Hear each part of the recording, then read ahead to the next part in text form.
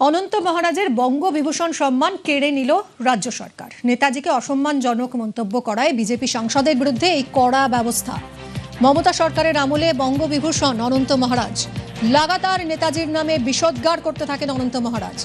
আইনি ব্যবস্থা গ্রহণের নির্দেশ দেন মুখ্যমন্ত্রী শুভেন্দু অধিকারী। বঙ্গবিভূষণ প্রত্যাহারের নির্দেশিকা জারি করে রাজ্য। নেতাজিকে অসম্মানে অনন্ত মহারাজের বঙ্গবিভূষণ কাড়া হলো।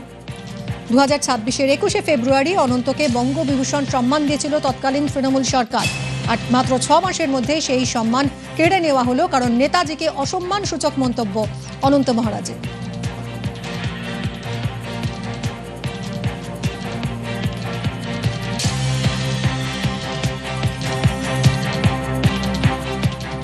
Always respect Netaji Subhash Chandra Bosu. You know it very well. The stand of the Prime Minister, stand of the BJP. আইন সবার ক্ষেত্রে সমান। তিনি মন্ত্রী হন, শান্তি হন, সাংসদ হন, যে দলেরই হন, এমনকি যদি সরকারি কর্মচারী, পুলিশ কর্মী হন, তার ক্ষেত্রেও আইন সমানভাবে প্রয়োগ করা হবে। নেতাজিকে কটূক্তি করার অভিযোগে গ্রেফতার অনন্ত মহারাজের 3 জন ঘনিষ্ঠ।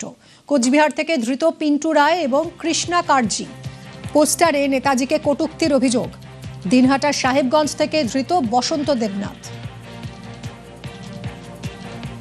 অনন্ত মহারাজের বঙ্গবিভূষণ সম্মান কেড়ে নেওয়া হয়েছে, আর সেই সঙ্গে তার 3 ঘনিষ্ঠ গ্রেফতার। কোচবিহার থেকে ধৃত পিন্টু রায় এবং কৃষ্ণা কার্জি। পোস্টারে নেতাজিকে কটূক্তির অভিযোগ। দিনহাটার সাহেবগঞ্জ থেকে ধৃত বসন্ত দেবনাথ।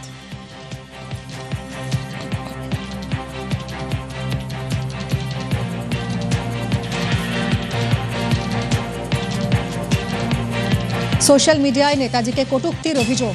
কোচবিহারে গ্রেফতার এক স্কুল শিক্ষক। নেতাজিকে কটূক্তির অভিযোগে ধৃত উত্তম বর্মন।